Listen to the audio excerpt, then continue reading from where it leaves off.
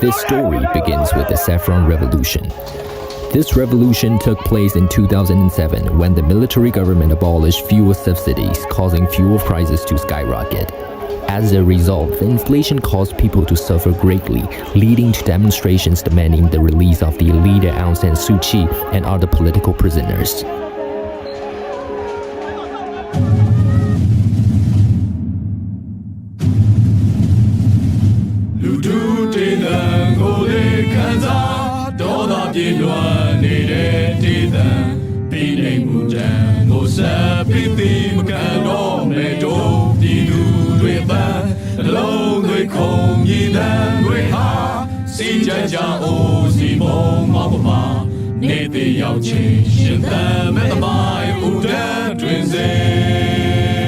When the military government realized the unfavorable situation, they used force to suppress the people.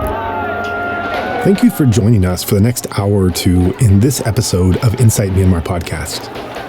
In an age of nearly limitless content, we appreciate that you're choosing to take valuable time out of your day to learn more about what is happening in Myanmar. It is vital for this story to continue to be heard by people around the world, and that starts right now with you.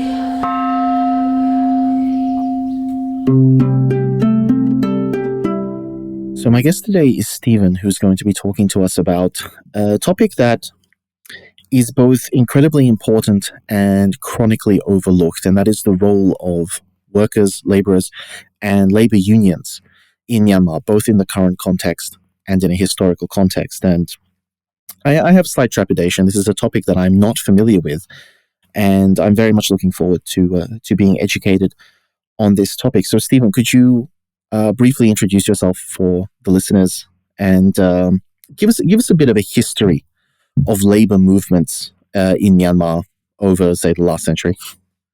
Okay, well, first, thanks for having me.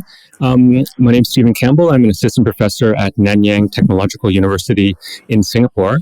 I've been doing research on labor issues in Myanmar and among Myanmar migrant workers in Thailand and Singapore for about 12 or so years now. So in that research, I've been involved in looking at the current conditions of workers, but I've also looked at the history of the labor movement in Myanmar. So most of the Burmese language histories of labor in Myanmar identify the years just following World War I as the emergence of the first identifiable collective actions by wage workers. And this was mostly on the oil fields in Mugwe region, what we now call Mugwe region. And so this was the start of the identifiable labor movement when unions first emerged in the 20s, and the British colonial government in response introduced labor laws to contain this. And this labor movement on the oil fields really reached its peak in 1938 when there was a huge and very politically significant workers' strike on the oil fields that erupted, involving over 10,000 workers, and it involved a march of workers to Yangon. In the end, the strike wasn't successful, but it was significant politically because it really catalyzed much of the other anti-colonial struggles at that time, including student strikes and peasant uprisings. And so a lot of workers today often look back on that that moment, 1938, and one of the key organizers, the Kin Polaji, as quite pivotal and central to sort of the history of the labor movement in Myanmar. Now, after World War II, there was a flourishing of labor movements, labor unions and federations that were often associated with different political parties, with the Communist Party or with the Socialist Party, as well as some that were independent. But when the military coup happened in 1962, these unions were effectively rendered unlawful, and the military government and the newly established Burma Socialist Program Party replaced the space of unions with these official industrial dispute tribunals. So these were restrictive in the sense that workers weren't able to form their own unions, but there was nonetheless a certain kind of space in which workers could take grievances to these tribunals. And given the ideology of the socialist period, there was a sense, and I've talked to some older workers who were working as particularly construction workers who were working as construction workers in the socialist period. And they say that likely if the employer was a private employer, then the workers would often win their disputes. However, if the employer was a government or office, then the employers often lost their disputes during the socialist period. So it was a bit ambivalent, that this process. So there were certain ways in which it did strengthen the position of workers relatively, but then in 1988 things seriously changed. There was a big uprising of workers of course, many people are familiar with the 1988 popular uprising, but within that uprising, a really important component of it were workplace informal unions that were established very quickly at workplaces around the country. And these were organized by the workers themselves and often coordinated with other people involved in the uprising. And many really important labor organizers were involved in this. But of course, with the repression that followed the 1988 uprising, many of the labor activists were arrested, and the unions that had been formed informally during the uprising had to go underground or dissolve. So after that, there was a lot of underground activism of the labor activists who were committed to both the democracy movement, but still more explicitly focused on the labor movement and organizing workers. So that continued under the really repressive SLORC and then SPDC governments. But then, of course, with the shift with the new constitution in 2008, and with the shift to quasi-civilian rule following the November 2010 elections, there was a push to increase the legal space for workers to organize. So this was in part because the new administration wanted to attract investment by Western corporations, and particularly in the garment sector, Western brands. And so the Thein Sein government, following the inauguration of Thein Sein and the USDP government in 2011, worked closely with the International Labour Organization and brought out two important laws. So the first was in 2011. This was the Labour Organization Law, which gave workers the right to form unions. And then in 2012, the Labor Dispute Resolution Law, which allowed for tripartite collective bargaining by workers, whether workers inside a union or workers without a formal union. So these two new laws radically changed the space for organizing for workers compared to the period from 1988 to 2010. So a lot of workers, after the 2011 and 2012 labor laws were introduced, really took the opportunity to organize their workplaces and to really push for improvements in, of course, wages, but also other areas of working conditions, because the situation was very deplorable. Not only were wages really low, but working hours were extremely long, and often management was able to rule very arbitrarily in the workplace. So over the next decade of what's often identified as the democratic transition, or often called the democratic transition, there was a flurry of worker organizing, and such that within the space of about a decade, and just up to the months preceding the coup, there were close to 3,000 registered workplace unions in the country. Now, some of these may have formed and registered with the government and subsequently dissolved or fallen apart, but nonetheless on the books, there was just slightly under 3,000 registered workplace unions. So it's quite significant growth of unions in the country over that 10-year period, and it really speaks to the energy and the commitment and the determination of the workers. But nonetheless, in that period, there was also a lot of barriers and challenges. So many of the workers that I spoke to doing research in the industrial zones around Yangon often felt that the township conciliation bodies, which were the ones responsible for arbitrating the initial dispute resolution between workers and employers. So a lot of the workers that I've spoken with have often felt that these bodies were biased on the sides of employers, and that the labor law inspections department wouldn't visit factories to actually inspect working conditions. So although there were new laws that legalized a space for workers to organize, and there were also new workplace health and safety laws, for example, and there was a minimum wage law that was introduced during that 10 years before the coup, nonetheless, in practice, many workplaces across the country remained effectively outside of the official labor legislation, simply because the labor laws were not being effectively enforced. So it would be quite common with people in various sectors, in service, in manufacturing, in, of course, resource extraction, that the wages and working conditions that they experienced were radically different than what on paper they would be eligible to receive under the new labor legislation. So this was an ongoing struggle during the 10 years of the so-called transition between workers who were pushing to not only organize unions, but also push to have their workplaces in compliance with the law. And this is really, I think, an important point, because a lot of the organizing that happened, the workers were not initially making demands for anything more than they were already legally due. So the workers were pushing to get our township conciliation bodies or the regional or state level arbitration bodies to simply enforce the existing law. And but nonetheless, on the most part, a lot of the workplaces were in violation.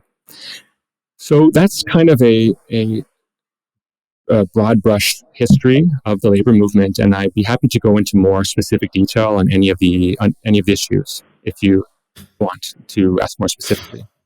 I mean, absolutely. I want to thank you for that. That was a very comprehensive overview of the history. But I want to sort of make sure that I get my bearings on some of these concepts, and I'm going to move away from the Myanmar context first. What I want to ask you really is, what are the differences in the role that unions have within the culture? How are they perceived? In the West, unions have very often been perceived as the sort of the working man's struggle. They're very often associated, especially in the modern era, with left-wing movements, especially behind the Iron Curtain. Unions were ubiquitous, but they were controlled by the state, realistically. And so unions are perceived in very specific ways in the West. Is the perception similar in Myanmar with regard to unions, or is there a different culture? Great question. So definitely during the so-called socialist period, the government was very assertive in trying to control the workers' movement.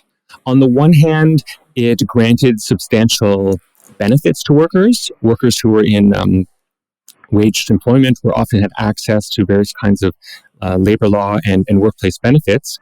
And this isn't necessarily because the Burma Socialist Program Party was in fact committed to socialist ideals. In fact, a lot of scholars argue that the Burma Socialist Program Party wasn't in fact committed to socialist ideals, but nonetheless, at the time it took power, there was a significant workers' movement, and leftist ideas were very legitimate, perceived with a lot of widespread support, whether these were seen as socialist or communist. The historian Robert Taylor has this statement that I often cite, which is that following independence in 1948, nearly every articulate nationalist politician in the country claimed to be a socialist, Marxist, or communist. So this was the ideological and political context of the early years after independence.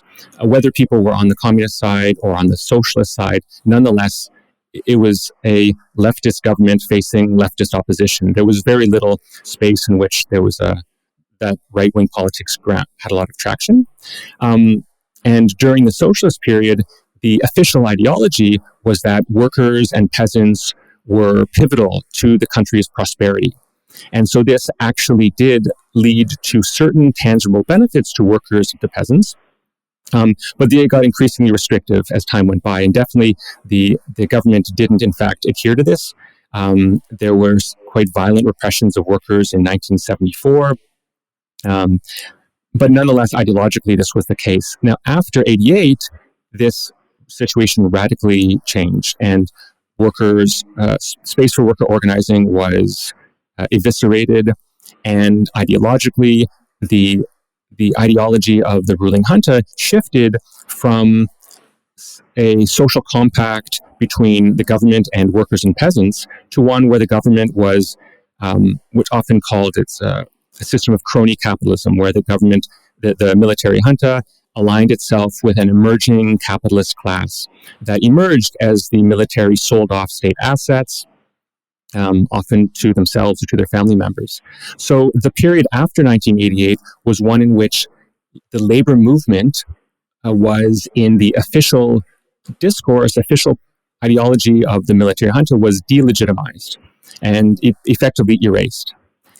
However, there continued to be many people, many activists, and many people in the democracy movement who had, of course, historical memory or connections to the earlier leftist politics of Myanmar, which were incredibly important and formative for the country. So I've spoken with people, older labor activists who were also working and organizing in the years before 88. And they still have a lot of respect for a lot of the leftist activists, not necessarily the formal leftist activists in, for example, the Burma Socialist Program Party, which is very much discredited and very few people look at that party favorably.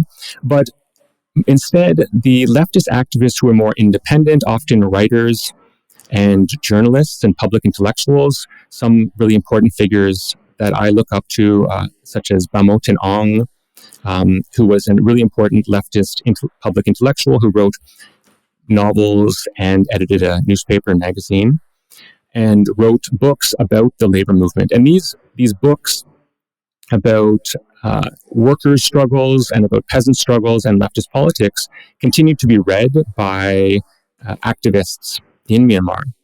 And so there is this undercurrent of the sense of legitimacy of the workers' movement and workers' struggles and a leftist peasant politics that officially, on the surface, when people go to Myanmar, often this is not what comes across, because, of course, in the official politics, the kind of prominent politics that people saw, that foreigners saw when they went to Myanmar after 2010, was very much a sort of standard neoliberal politics that downplayed the significance of workers' movements. But nonetheless, a lot of the activists that I've talked to still look back on the influence of the 20th century leftist movement as an important part of their own heritage. So it leads to a contradictory situation where people often look at the Burma Socialist Program Party as a very discredited political party and as representing a politics that nobody wants to go back to. But at the same time, there is a sense that there is a leftist politics and a history of leftist politics in Myanmar that is very important and venerable and worthy of returning to and remembering and rethinking for its relevance in the present. So there are labor activists in Myanmar. There were up until the coup, and there were when I was doing my research in the industrial zones around Yangon in 2019, who identified very much with a leftist politics, while at the same time rejecting both the Burma Socialist Program Party as well as much of what the Communist Party of Burma developed into, because in its later years it moved very much away from the kind of organized workers movement that it was originally connected with. So we have both of that in the present. But at the same time, we had, after 2010, the ILO and international organizations were involved in cultivating or working with the newly elected quasi-civilian government to establish labor laws that we're more familiar with in Western countries as kind of the sort of quote-unquote responsible unions that aren't radical or revolutionary. They're merely there to improve working conditions and facilitate these kind of smooth operation of capitalist industry. And that's the kind of labor union that I think the laws that were introduced in 2011 and 2012 were geared to cultivate. So there was one ILO advisor that I've sometimes cited who spoke of the 2011 and 2012 labor laws as serving to mitigate strikes. So the aim was to provide channels for workers to address their workplace concerns without going on strikes, and therefore for facilitating the smooth and non-disrupted operations of the garment and other manufacturing sectors. And in one respect, I think there's something perhaps commendable to that insofar as it's actually delivering work to workers their demands and the what they're eligible for under labor law. But there were Burmese labor activists who were very critical of this, who felt that these laws were in fact geared at restricting workers' ability to disrupt production, because when workers are able to disrupt production, that's typically when and where they're able to actually make significant gains. So these are some of the maybe contradictory or countervailing forces that were at play. On the one hand, this rich leftist history of labor organizing and leftist politics. On the other hand, a very kind of top-down and bureaucratic imposition of this formal union legislative bureaucratic structures. So I think I'll yeah.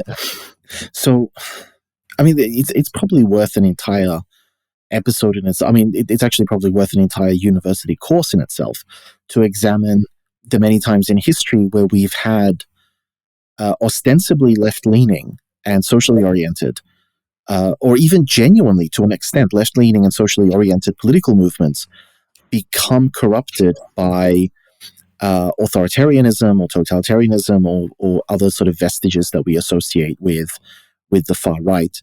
And certainly we've seen that play out multiple times in the Western political sphere. But what I want to ask is, you mentioned on multiple occasions peasants, and the labor unions, as I understand them, are most often associated with factory workers. So while we're talking about the ideological and sort of historical bases of these movements, recently Myanmar marked the Peasants' Day, which is a somewhat complicated day, but it does sort of hint back at revolutions or uprisings that were led by farmers against British colonial rule and against their mistreatment by the British colonial government. Would you say that the labor union, the labor movement that we see, was in part born out of those agricultural uprisings against colonial power?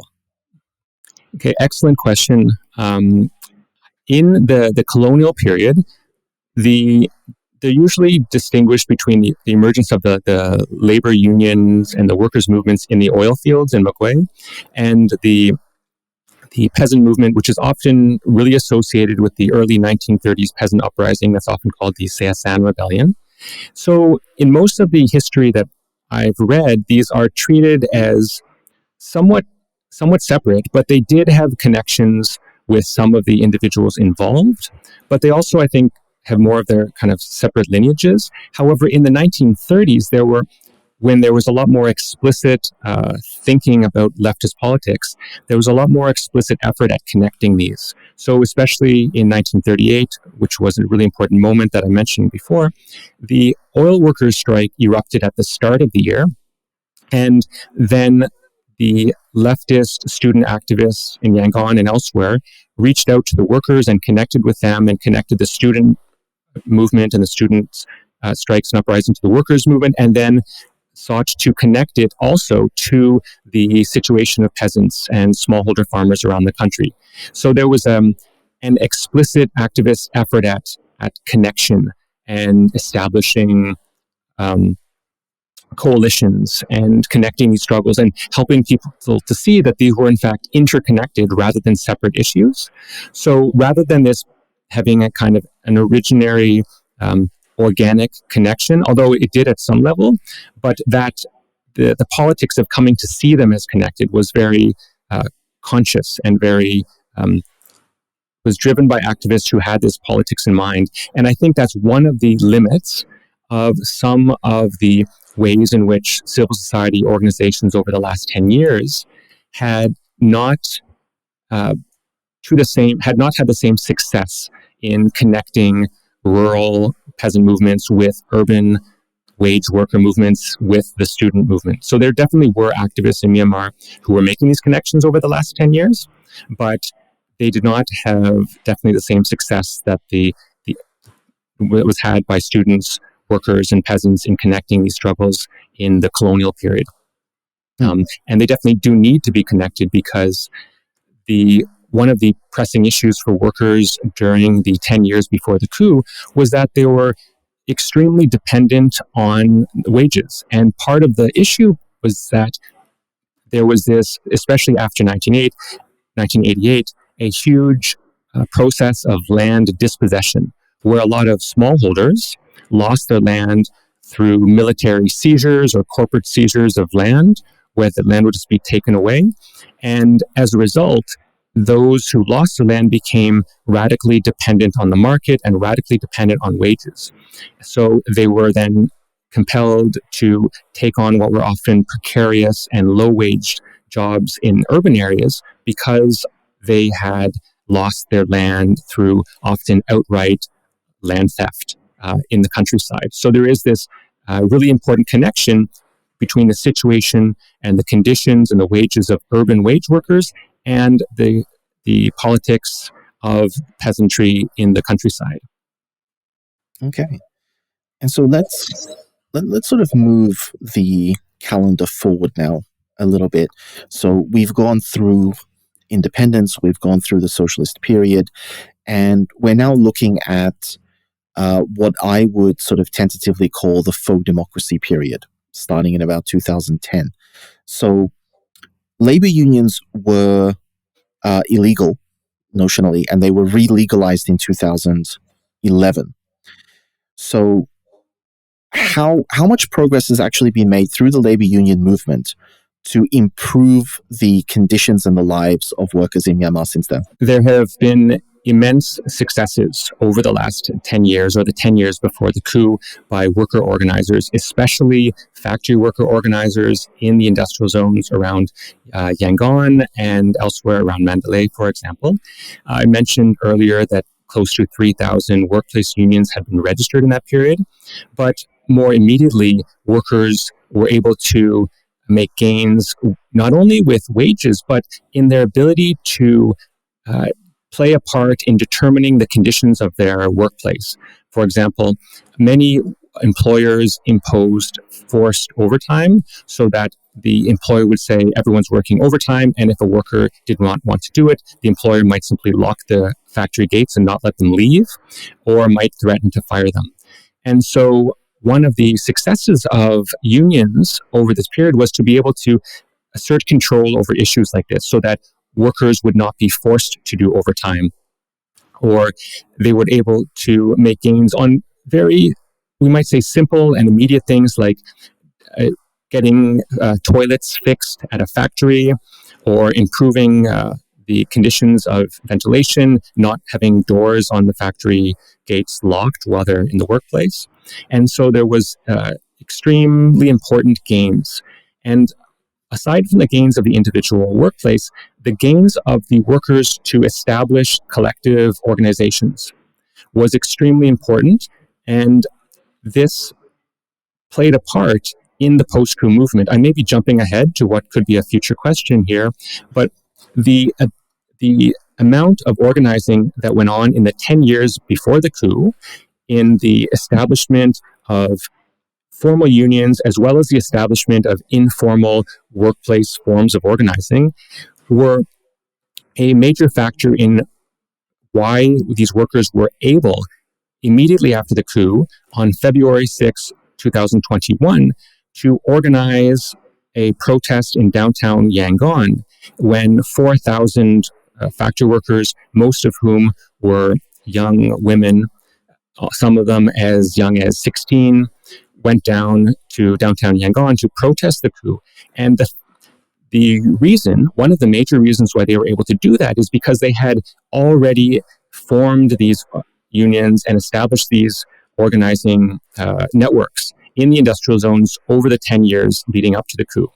And so that organizing, the organizing successes of industrial workers was a major factor in the February 6th protest movement, which itself catalyzed a lot of the subsequent protest movements in the country after the coup. So I have nothing but praise and respect for those factory workers and their organizing. At the same time, having said all that, a lot of the organizing for logistical and other reasons was concentrated in areas like the industrial zones around Yangon or Mandalay or Bago. And so other parts of the country had egregious working conditions with wages well below the legal minimum. And the workers often had no exposure to worker activists or exposure to labor law or even knowledge of labor law that they might be able to use as a basis for organizing. And so the conditions in some, especially the extractive industries, in the mines, for example, or in the offshore raft fishing industry were absolutely horrendous. And that's definitely an area where it was much more difficult for workers to organize. And it was also an area or an area of employment that it was much more difficult for urban student activists or labor activists to connect with. So there were definitely sentiments, but people and labor activists and other activists who wanted to reach out to workers in other sectors, in rural areas, but for many logistical and other reasons, it was much more difficult to do that. Whereas in the industrial zones around Yangon, they're relatively close to downtown Yangon. So people can take a bus from downtown Yangon and get to the industrial zones in under an hour. And so as a result, it was much easier for workers in these industrial zones to travel to downtown Yangon to maybe attend labor workshops, or for activists in Yangon to travel out to the industrial zones to meet with and to learn from worker activists. And so that sort of connection between worker activists, worker organizers, and activists, political activists outside of the workplaces was definitely much more possible at places like the industrial zones around Yangon.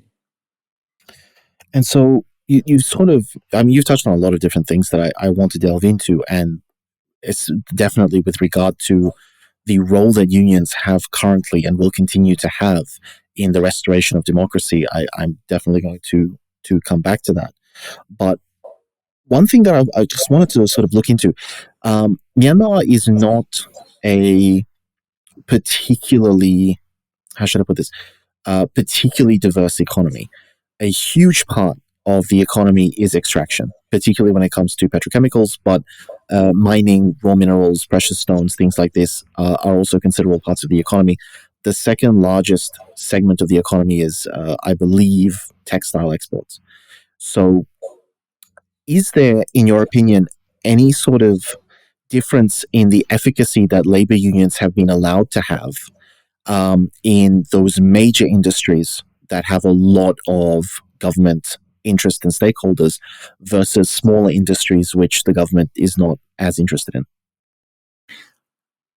Well, from my experience, most of my research has been with factory workers in the industrial zones around Yangon. And as I understand it, the labor unions have been concentrated in these industrial zones, in garment factories or in other factories in the industrial zones producing often for export, which could be footwear factories or apparel factories or factories producing bags, for example. And as I understand it, that the success of labor organizing in, for example, mining is much, much slower. I've spoken to mine workers who have formed unions, but the ones that I spoke with had not had much success in using that organizing to make advances, but they had only established it quite recently. So definitely the success of unions in the factories or in some the train railway operators, for example, was much more successful. I don't know if we can say it's because the government allowed that to happen in the garment sector, but didn't allow it to happen in the mining sector. That's I think an argument could be made for that, because it appears that one of the motivations for allowing unions and for allowing the union legislation to pass is to be able to attract foreign and particularly Western apparel brands who often have certain kind of, or they try to maintain a certain kind of corporate social responsibility persona. And of course, that can be critiqued a lot about the efficacy of that. But nonetheless, there was a sense in which they did not want to get their brands tarnished by association with blatantly illiberal labor practices. And so before 2010, a lot of brands did not want to source their products from Myanmar. But with the enactment of the labor organization law and the dispute resolution law in 2011 and 12, that we had big name corporations like H&M, Zara, Adidas, Gap, and many others who felt that the new space of the legislative space in the country and the so-called transition more broadly was such that they could source garments in Myanmar without worrying about any kind of boycott or social media kind of bad-mouthing of their practices in Myanmar. That's, of course, changed now, and a lot of brands are rethinking their sourcing of garments from Myanmar. But nonetheless, after 2011, the new laws, that changed. And so I think that a strong argument can be made for saying that the government allowed a certain amount of union organizing space in order to make the Western investors in particular less wary. Not that, of course, these brands want to work with unions, but it was just so egregious before that many of them would have been quickly targeted in campaigns. I'm talking about the years before 2010. And of course, there were sanctions at the time anyway, so it was very difficult. So those new laws also were aimed at getting the sanctions removed. But then there's a lot of the activists said that these laws were passed to get sanctions removed and to get investment, but on the ground, there were still a lot of barriers to actually organizing, because when workers tried to organize, they confronted all kinds of barriers, not only the intransigence of the township level conciliation officers, but also in certain cases of the police. And so what was on paper in law was often quite different from what workers experienced in practice. But definitely it was it seems relatively easier for workers to organize in garment factories producing for export than it was for workers to organize in the mines in Kachin State, for example, or Shan State.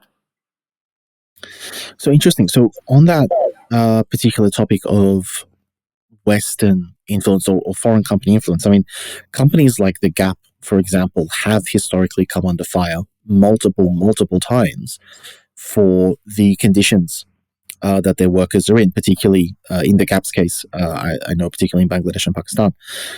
Now, on the whole then, and this is a very complicated question, is the presence of these Western companies a net benefit to Myanmar workers and the Myanmar economy, or would we classify this as exploitation still? Well, it's definitely a complicated and multifaceted question, because one of the challenges is that it's often framed in isolation. So, for example, all else being the same, would it not be better for this factory to be here and at least offer these jobs versus not being there? And asked in isolation like that, I think the argument could be made for, well, of course, if that's the only difference, then at least having the option of taking a job would be better than not having that option. However, the expansion of garment factories in Myanmar is tied up with a larger development process that also has a lot of negative impacts that can't be separated from the expansion or proliferation of garment factories. And what I'm suggesting is that the process of rural development in Myanmar, the process of the shift to large-scale plantations and the extractive industries that you mentioned earlier, mining, strip mining, corporate plantations, aquaculture farm, industrial-level aquaculture farms that involved or were preceded by mass land dispossession of rural smallholders. This is part of the same development process that also entails the increase of garment factories in the urban industrial zones. So for that reason, I don't think we can say, or at least ask the question in isolation of, isn't it better to have the garment factories offering these jobs, even if they're low paid, versus not having them? Because asking at that level, I think the answer would be yes, it's better to have the option of going to the job than not. However, if we ask it instead as a multifaceted question that, would you want a development agenda that simultaneously robs people of their rural livelihoods while offering them in exchange low-wage, precarious urban wage labor? It seems to me that's the question that needs to be asked. And that's a broader question about the development paradigm or the development agenda that the people of Myanmar want for their country going forward. So that wasn't the question that was asked to people. It was asked in isolation about, here's these factories, would you like to go work in that factory? If you don't want to work in it, that's your choice. However, people were not really given the option of discussing, because it was rendered technical in a way that the sort of development agenda for Myanmar is simply it's a technical question, not a political question. This is how it was framed and was, in my view, sold to people in Myanmar. It was framed as the way to improve the living standards of the people in the country is to deregulate foreign investment, to massively increase foreign investment, and to increase foreign investment into rural extractive industries, even if this involves pushing people out of the rural areas. And this was legitimated by simultaneously offering in exchange the opportunity to work at these low-wage, precarious garment jobs. So for that reason, it seems to me that we need to think the urban and the rural together. And what happened in the rural areas, even throughout the so-called transition, or what you referred to as the period of faux democracy, was continued land theft. And people who had previously had their land stolen found it very difficult to get it back. Of course, there were these famous cases like the Lebanon copper mine, but there were, of course, cases across the country. And what happened as a result is that people ended up without land and therefore even more dependent on wage relations. And this exacerbated the outmigration, people leaving the country for wage labor abroad. And of course, people should have the freedom to go abroad if they want to work. So it's not a matter of saying, should people be allowed to go abroad for wage employment in other countries, but rather instead we need to look at the push factors that are pushing people out of the rural areas. And one of the major push factors was a loss of land that was tied to an expansion of foreign investment as well as domestic investment in rural extractive industries. Okay, and so let's focus a little bit on even closer to the present. Now, under this 10-year period, you're saying that the unions have made huge advances and they've had tangible, measurable benefits, despite what corruption has existed, despite what impediments have been put up by self-interested stakeholders. progress has been high. So it seems that there is momentum behind the labor union. Is there a fear on the part of the workers that the military coup represents a backtracking of the progress they've made? Yes, definitely. Shortly after the coup last year, a research colleague of mine, Burmese colleague of mine, and I did some interviews and with workers about their immediate concerns, and some of them said just that they were concerned that as the military took power, it would go back to the situation it was before 2011, where unions would be, if not legally criminalized, at least in practice, restricted, and that employers would take the opportunity provided by military rule to suppress wages and to get rid of union organizers in the workplace and to degrade working conditions. And that was interviews that we did just after the coup, in just 2 or 3 days after the coup. Just recently, in the past month, my colleague Komong and I wrote an op-ed based on new interviews with workers in the industrial zones around Yangon, and what they said, in fact, confirmed their earlier fears. The employers had taken advantage of the situation of martial law that was introduced to suppress wages, to degrade working conditions, and to fire union organizers. So one example is that the official minimum wage in Myanmar is 4,800 kyat for an 8-hour workday. And what happened was that initially after the coup, a lot of the factories shut down and many workers went back temporarily to their home villages. And then after a couple of months, many of them could not survive at their home villages and came back. But when they came back, their employers, in many cases, put them on instead what they called a probationary wage of only 3,600 kyat, which is the amount of the previous minimum wage. And they were told that they were now no longer salaried employees, but in fact, day rate casual laborers, so that there was no guarantee of work on any given day. And if there was any sort of disagreement, the employer could simply say, "You're not coming back tomorrow."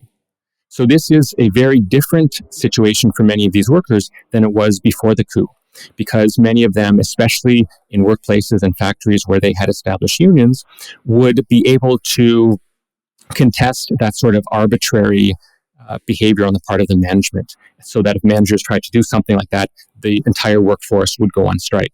So for that reason, managers were reluctant to abuse the situation so egregiously. But since the coup, that's very much what's happened. And so many workers are in an extremely precarious situation now and are finding it very difficult to organize. However, there is still organizing going on. So it has not been an absolute elimination of all worker organizing following the coup. And that's also, I think, really important, because for people who want to be in solidarity with the people of Myanmar who are struggling against military rule, one of the spaces or places or people or groups to be in solidarity with are workers in the factories who continue to organize despite the difficulties they face. And there have been a couple victories over the last year of workers who were able to go on strike and make gains despite the conditions of martial law. So what really strikes me, and this may just be my cynicism and Western perspective coming in, but the things that you're talking about, these probationary wages, and just for those sitting at home who have not done the mathematics here, 4,800 kyat at the moment will fetch you approximately $2.70 US per day, which even by Myanmar standards is not really a surviving wage. Maybe if you're really holding back and you live by yourself, but even then it would be quite difficult. So these low minimum wages, this expectation that there will just be some bargaining to make up the gap, these temporary low payments, and the shift towards what we are referring to in the West as the gig economy, where you're just working a job when they call you to come in for a job, and if there's no job, you don't come in and you don't get paid. These are things that we're seeing versions of in Western markets, whether it's in the European Union, whether it's in the United States, whether it's in Australia, what have you. I know I'm calling for conjecture, but is there some sort of information flow between the people who make these sorts of decisions in Myanmar and the people who make the equivalent decisions in Western countries, do you think, or are they just independently coming to the same conclusions? My guess would be that they're independently coming to the same conclusions. It's sort of the logical outcome of managers and employers asserting control, because employers want well-disciplined labor at the lowest possible price. And that means to just push for the lowest price and to push for casualization and to suppress working conditions and wages. And when that happens, there's no organized worker opposition or other means of countering it, it leads to this casualization. So even in a lot of the kind of European, American, or other Western countries that had significant welfare states in the mid-20th century, before those welfare states were established with really high levels of unionization, the workers in those countries also were facing the sort of casual employment conditions that we're seeing increasingly with the gig economy. So it's not such an anomaly now. But also, even during that period of really high unionization in the North Atlantic, in Western countries in the mid-20th century, there were still significant parts of the population, often racialized minorities, women, and migrants, who were effectively excluded from the unionized, quote-unquote, good unionized jobs. So in that sense, it's not such a stretch to see the kind of a continuity or similarity between these conditions. Okay.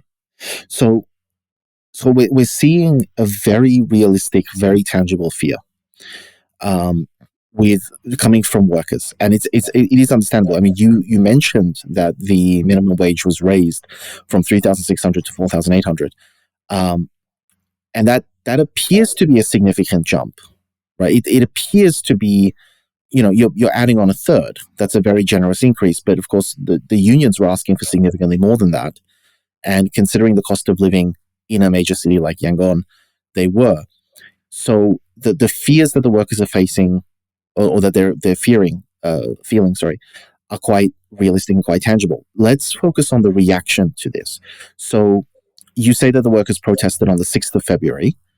Yes. What we saw in March, specifically, I believe it was the 14th of March, was an incredibly harsh crackdown in Thein, which is an industrial zone in Yangon, where I believe 70 people protesting in the industrial zones were shot dead by the military. Is the military specifically targeting or treating differently protests in industrial zones?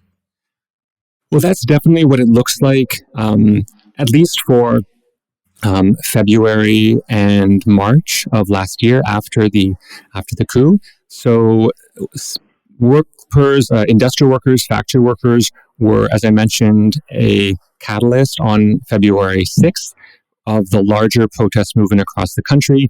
And they continued after February 6th to conduct protests in downtown Yangon, as well as do strikes at their workplace and conduct protests on the streets of the industrial zones.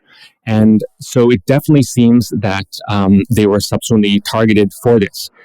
There was in late February, I believe it was February 26th, the junta declared 16 of the country's most prominent trade unions and labor organizations illegal, and threatened to arrest labor activists who continued to organize anti-coup activities.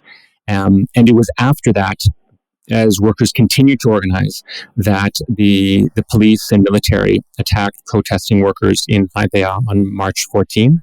And according to Human Rights Watch, it was at least 65 protesters who were killed, but as you mentioned, it's likely higher than that in practice. So, and after that moment, the junta declared martial law.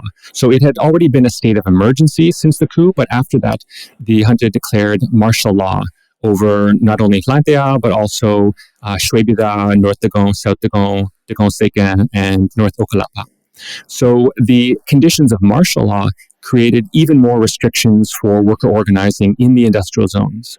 So this definitely seems to me that it's a response to the efficacy of these industrial workers in their organizing, in their anti-coup protests, and the concern of the junta that this is a serious, a catalytic constituency in the protest movement, that if the workers are able to organize, they can actually have a significant impact on the military and the military's ability to run the country. Because not only the workers in the garment factories were protesting, but also subsequently workers in a whole range of sectors. So this includes, of course, the railway workers, workers in mines, workers who are producing military equipment at a military-controlled factory went on strike. The logistics workers at the Yangon port went on strike, and that effectively shut down trade at the Yangon port. So the capacity of workers to shut the country down through strikes is, as I see it, a serious strength and capacity that the workers have that politicians who are more prominent don't have. They are often, able to make statements and political statements, but they, of course, don't have the capacity because they're not in their kind of location is not such that they can go on strike and shut down the country. But the fact that workers can do this makes them a much more potential threat to the military, and thus and were thus targeted by the military. And so let's talk about why that could be. So I mean, it's one thing to look at Myanmar's history and look at workers in industries, look at farmers, and look at students. All three of these categories have successfully, for different definitions of successfully, have led protests and have led uprisings.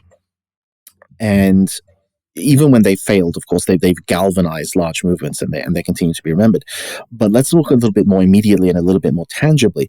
So we know the military, when they were in power, they had a sort of bout of nationalization, and then much of the industries that they controlled were then re-privatized prior to what I refer to as the faux democracy, as MEHL and MEC.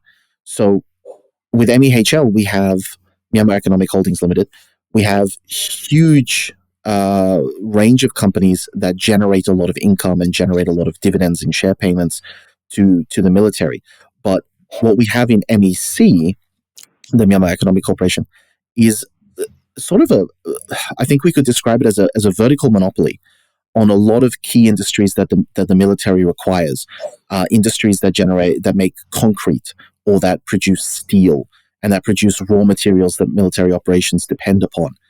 Is there a possibility here for workers to seriously financially hamstring the military? And is there a possibility for workers to seriously undermine the military's capacity to acquire materiel? Yeah, definitely. The workers in these industries could, if they organize and act collectively and go on strike, they could seriously hamstring, as you said, or create a threat to the military's ability to manage the country and to operate. Of course, they have all the challenges like other workers in the country to organize under military rule, but it's definitely their positioning is extremely significant for the possibility of them directly threatening the military. And that seems to me extremely important for thinking strategically about how the uprising in Myanmar is going forward and the kinds of strategic decisions that people make and the areas that are focused on, because of course there's a lot of people doing engaged in incredible struggles around the entire country, but the workers in these industries are strategically located such that they can create a different kind of threat to the military. So going forward, that would be a really impressive development. But a lot of the kind of most significant or like the largest uprising of workers and worker strikes happened in the months immediately after the coup. And since then, there has been a slight maybe decline, we could say. For example, in the garment factories, which is what I'm more familiar with, a lot of them have felt compelled to go back to work.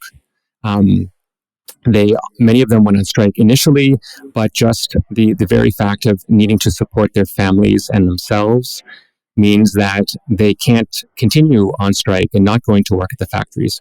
So as a result, this has created a lot of challenges for the kind of general strike strategy that was initially advanced by many of the workers. But if it were the case that the workers at these military-controlled at factories in the military-controlled holding companies organized and striked, they could definitely shut down the country, shut down the military.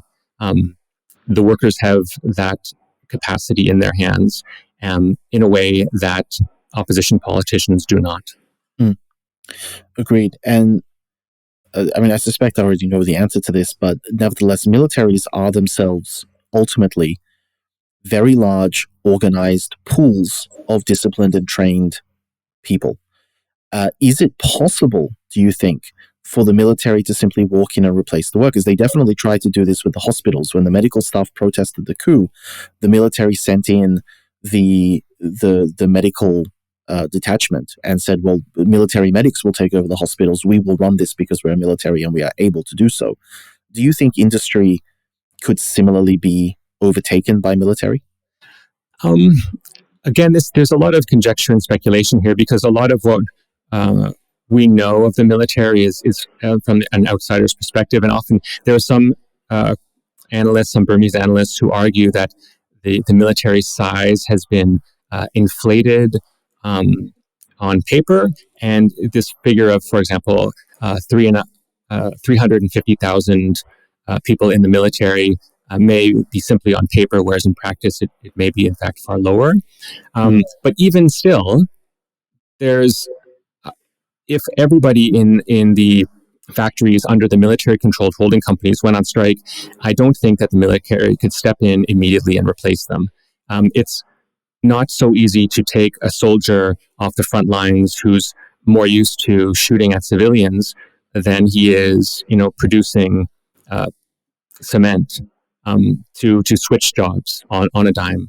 So I don't think that would be an easy thing to do. The hospitals, it makes sense that there were these military medics who already had medical skills and could be put in a hospital. But to take a soldier off the front lines and to put them in a cement factory seems to me a different, qualitatively different kind of job transfer. That makes a lot of sense. And so let's look at what the workers can actually do, because this is at the very heart and essence of unions. Workers can always say, well, I'm going to take my ball and go home. But workers have homes. Even under the best of circumstances, workers have to deal with the fact that they don't have an income and they have a family that they have to feed and bills that they have to pay. And unions should, in theory, be collecting union dues, partially for the purpose of being able to sustain their workers during these times. Currently, the military is employing a practice of simply using eminent domain to seize the property of people that they have declared to be enemies of the state. And I imagine that organized labor unions under a time of what the military would call war would definitely qualify for that. So considering the very serious ramifications of protest, do you think the workers are in a position where they can pull that trigger and say, yes, we're just going to leave this site because our conditions are terrible and we'll just deal with it? It's definitely a very difficult question, because in the long term, I don't think that's sustainable. But definitely workers demonstrated the capacity and the will and the determination to do just that immediately following the coup. People did just walk off the job. But what we saw after a few months was that, at least again in the garment and apparel factories and the industrial zones around Yangon that I'm familiar with, that many workers felt compelled to return to work after several months. So I think it would be possible for workers to do that in principle, to organize collectively and all go on strike at once in a general strike. But in order for that to be sustained, and we saw this in the months after the coup, is that there was a lot of support, not necessarily just by the unions, but also by ordinary people who went out to cooperate with workers. So there was a way in which the workers are embedded in communities. They're not isolated in their workplaces. They're also part of these communities. And when the general strikes happened after the coup, there were people in the communities who were sharing food and water with striking workers. And that sort of solidarity and practical solidarity was really crucial for sustaining the general strikes in the months immediately after the coup. So if this was going to be something that workers at the military-controlled holding companies were contemplating doing, that this is something that the larger community would definitely need to step in and offer support to the workers. And that's what people in Myanmar have shown time and time again, is a willingness to do this, to with a clear sense of solidarity, to step in and cooperate with and support workers who are on strike. So I don't doubt that that's possible. It would just entail or require a lot of organizing on the ground to coordinate this and to sustain it over a longer period of time. Absolutely. So let's just sort of, as a final topic, let's go even bigger picture here. Let's look at the international community. Of course, most of our audience is international.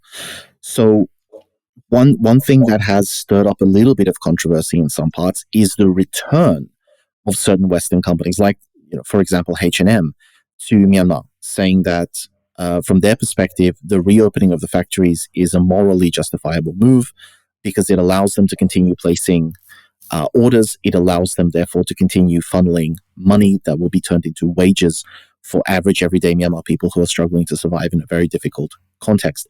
So in your opinion, what is the most ethical and the most effective thing for the West or the outside world to be doing? Is it isolating Myanmar and divesting to squeeze the military, or is it re-engaging?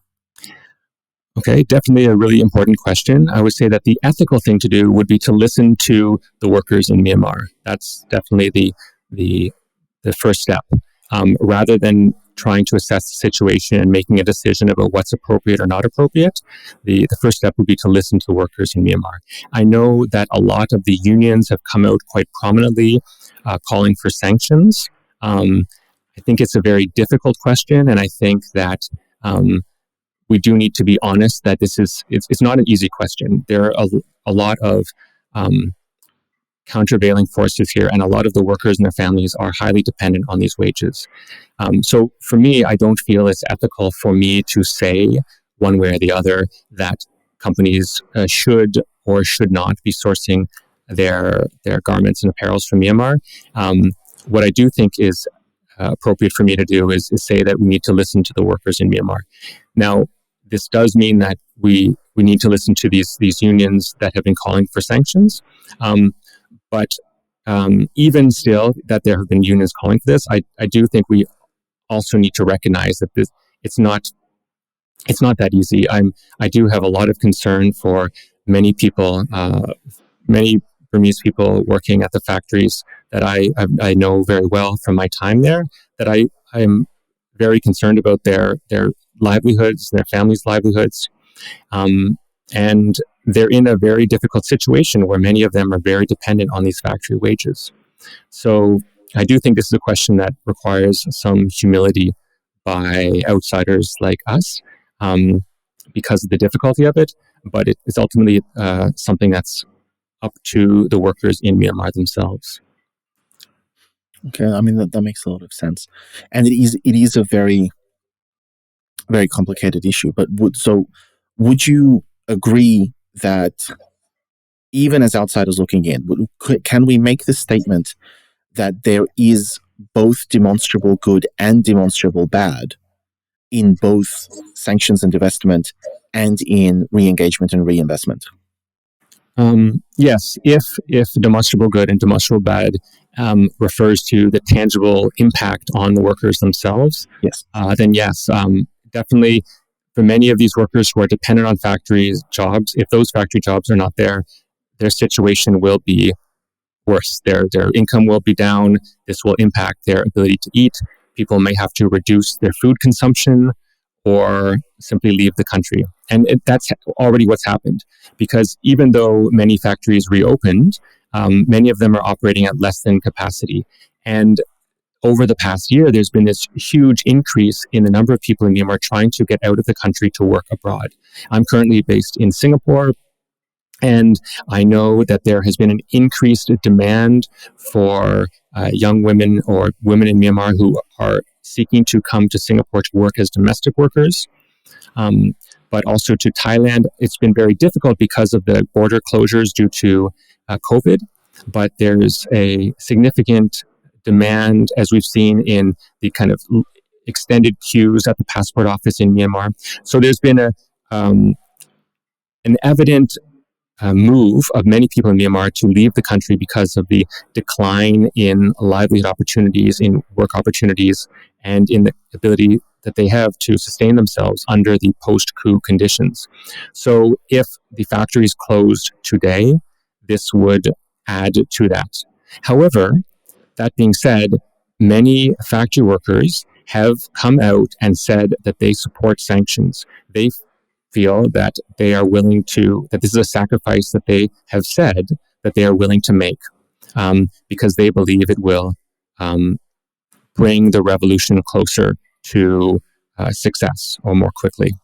And so that position by these factory workers also needs to be respected. And so for these reasons, I find this to be an incredibly difficult question and difficult topic. No, and I really appreciate you being so candid and giving an honest insight. So let's be optimistic for a second, and let's look to the future. Let us presume that the military dictatorship has fallen and that democracy has been restored. We didn't spend a huge amount of time discussing the many failures of the reforms and of the labor unions and the systems that have been placed. You definitely touched on them with the minimum wages not being passed on, with compulsory overtime and all these sorts of things, and oversight just simply not being carried out. What would you say would be the key moving forward, if and when this conflict is over, to ensure that the labor union is not only re-established and protected, but fixes some of these errors? Well, it's the solution is organizing on the ground. It's the workers organizing themselves in larger, more coordinated movements. It's building on the successes that they had in organizing in the 10 years before the coup, and it's pushing those forward. It's continuing this process of collective worker struggle in the country that workers were already doing, and it's coordinating those, of course, with other struggles, with student activists and with rural peasants or smallholders. And in the workplace, that is ultimately, in my view, what delivers on the goods. It's workers being able to organize themselves and to assert their own collective power in the workplace. That's what we saw over the 10 years before the coup, is where the gains happened, where workers got the minimum wage, where workers were able to improve their working conditions. It did not occur simply because the government passed a law. Workers did not immediately get the benefits of these new laws. It was only when the workers organized themselves. So going forward, if we imagine that the revolution has succeeded, then, well, first, I would hope that there's a government that's more committed to the emancipation of workers and smallholders and the majority of people in the country. But as a strategic issue, I think that we need to support as much as possible. Outsiders offer support as much as possible to workers tangibly in their efforts to organize, because that's ultimately what's going to allow them to make claims for better working conditions and to assert their own control in the workplace. Absolutely. This has been both enlightening but also difficult. There's a lot going on in the country right now and trying to get to the root of the intersection between the history of the labor movement and the concerns of workers and the democracy movement and the military junta is quite complex. And I want to really thank you for coming on and breaking it down so clearly and so effectively for me and for our audience so that we have a better understanding of the underlying issues. Before we finish, though, I want to ask, do you have any thoughts that you want to leave our audience with going forward? Well, I would say that pay attention to the ongoing struggles of workers in Myanmar, because just because the military has taken power and has asserted a state of emergency and martial law does not mean that worker organizing and worker struggles have stopped, because they continue, and they, going forward, are establishing, however difficult it is under present conditions, they're establishing forms of collective organizing in the workplace. And I think that we really need to recognize their capacity, their determination, and the possibility of this despite these otherwise restrictive conditions. I think it's too easy to get caught up in the more high-profile opposition politics, and even some of the high-profile armed opposition, that we might forget or not recognize, especially for people who are outside of the country, that there is ongoing organizing, ongoing struggles by workers in the country. Stephen, I want to thank you for coming on. This has been very enlightening. I thoroughly enjoyed this. Well, thank you so much for having me. I also enjoyed talking with you, and it's really great to get a chance to elaborate on many of these ideas and issues that are really important to me.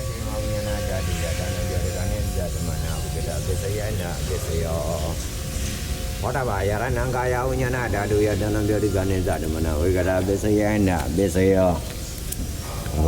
something like 15,000 troops and riot police are estimated to have been on the streets. The government has admitted they killed 10 people, including a Japanese photographer.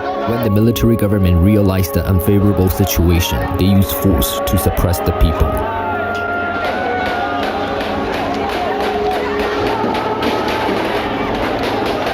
We'd like to take this time to thank our generous supporters who have already given. We simply cannot continue to provide you with this content and information without the wonderful support of generous listeners, donors, and friends like you.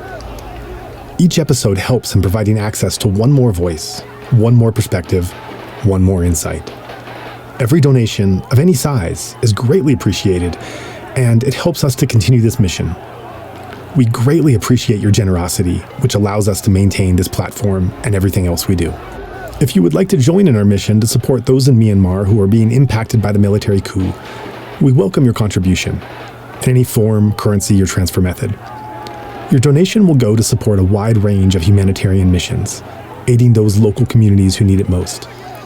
Donations are directed to such causes as the Civil Disobedience Movement, CDM, families of deceased victims, internally displaced person, IDP camps, food for impoverished communities, military defection campaigns, undercover journalists, monasteries and nunneries, education initiatives, the purchasing of protective equipment and medical supplies, COVID relief, and much more.